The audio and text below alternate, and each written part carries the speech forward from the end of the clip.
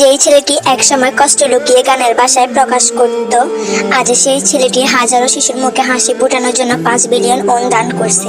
হ্যাঁ, আমি মিন ইয়ংকি সুগার কথাই বলতেছি। জানেন, আপনি শুধু তারকা না, আপনি আমাদের গর্ব। অন্যরা রেকর্ড ভাঙে গানে, আর আপনি রেকর্ড ভাঙলেন দান।